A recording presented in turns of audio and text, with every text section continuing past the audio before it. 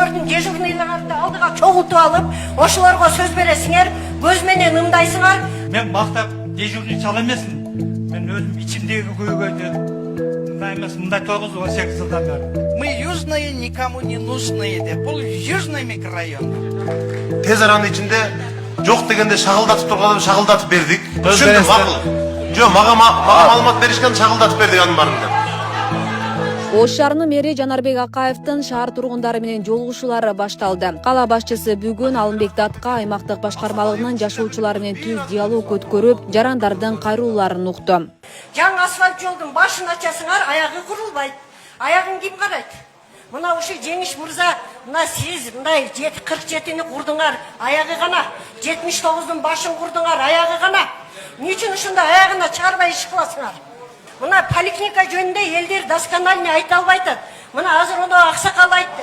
Бул ошо 20 1 2 3 4 үйгө эле жанагы илгери автобетон болгон, ошо бетон заводкана курулган 6-чы поликлиника болгон, строительный поликлиника болгон. Азыр ошого 3-4 микрорайондун баарын бириктирип алып, и то не кылып атасыңар, карап айтасыңар. ЮКГны эмне кыласыңар? Только шайлоо учурунда колдоносуңар. ЮКГнын имараттары бекер турат. О жерде свет турат, канализация, даяр суу турат. Эмне үчүн ошону элге пайдаланбайт? Эмне үчүн ошону поликлиника кылбайт?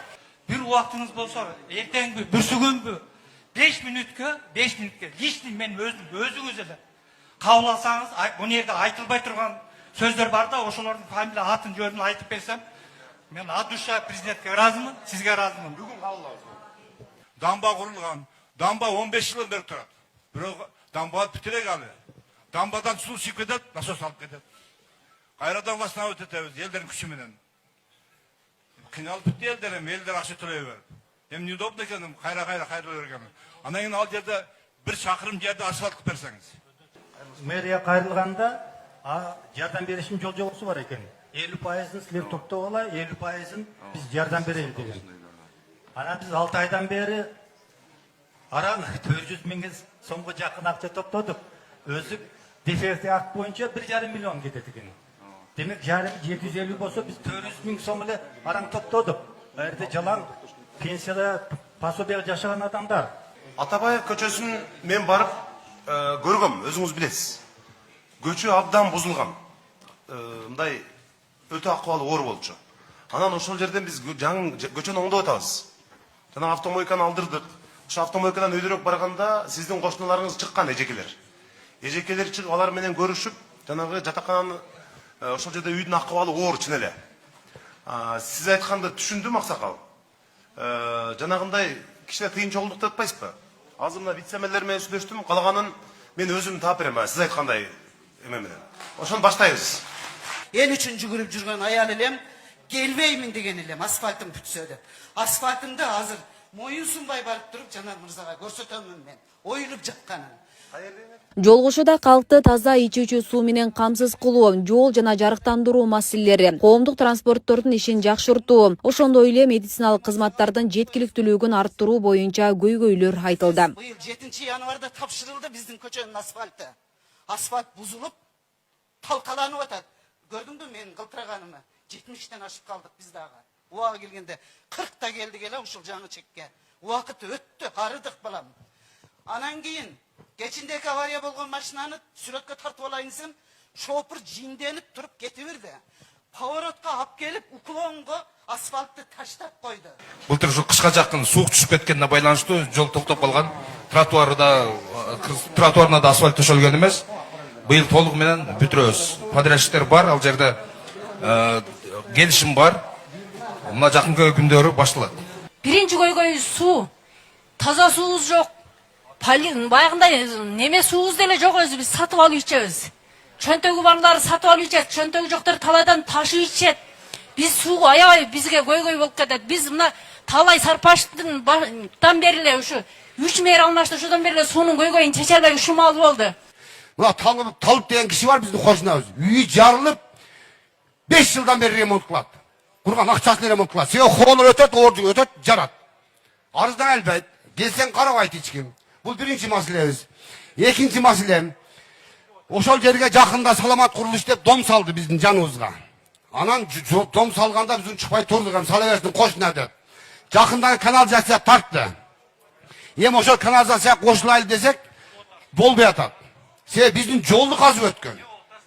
Бирок ошонун мындай бир чарасы бар, мындай бир улап бергениңиздерге болот. 40 үйлүбүз болгон, 40 үйлүбүз. Мектепке же болбосо поликлиникага же садикке алып барыштын өзү кооптуу. Ал бир. Экинчиден Ишматова десек, азыр дагы аны кийинге пландап койсок дедиңер. Силер бир жолу Ишматовадан өтүп көргүлө эле. Жердин түбүндөгү трубалар, суу трубалар жарыла берип жол чөгүп кеткен. Bir жагымда, bir жагымда ол чөккөн жолдор. Ал трубаларды алмаштыруу менен анан оңдош керек ал жолду. Деге машина жүрбөй турган болуп калган. Бир мындай көргүлө. 3 шақырымға жақын жол, мына ушу Южный тракта болот. Бул ошо Ишматов көчөсүнөн баштап, жанагы Атабаев көчөсүнө чейин. Бул ден аябай чоң проект, 200 миллион ашык проект. Ошон үчүн сиздер да эске алыңыздар. Шаардын бюджетин баардыгын бир районго бөлүп койгонуз болбойт. Шаарда 7-9 аймактык башкарма болсо, ар бирине бир 100 миллиондон, 200 миллиондон баардыгын тең карашыбыз керек. Буйруса 9 айдан кийин эгер бюджет поступления көбөйүп калса, биз сөзсүз бул Ишматовду бул номер 1 планда бар, жасап беребиз. Мэр Жанарбек Акаев муниципалдык мекемелердин жетекчилерин элге жакын иштөөгө чакырып, көтөрүлгөн маселелерди жеринде чечүү боюнча тиешелүү кызматтарга тапшырма берди. Улам мэрияга барып, мисалы, чынын айтайын, мен саат эртең менен 7-де жумушка барсам дагы 40-50 адам турган болот. Кайра келишет, маселеси чечилбейт. Анан адамдар тажайт. Ошон үчүн мен шаарда бардык жетекчилерге айтып атам, элге жакын бололу, элдин айткан маселесин чечип берели. Чечилбеген маселе болбойт. Колдон келишинче жапатырмак аракет кылсак, баары чечилет. Азыр мына Жеңишекке башка жетекчилерди алып туруп, Пазил эже айткан жанагы жолдун уландысы канча, тротуар маселеси, жана үйдүн алдындагы маселелерди, анан эмки жолугушка келгенде дагы эже чыгып отурса, уже мындай ишеним калбайт да бизге. Барып туруп, сунуштарды айтып, чечимдерди мага алып келгиле, монда кылабыз, мынча акча кетет деп. Эже айткан маселелерди чечип бергиле.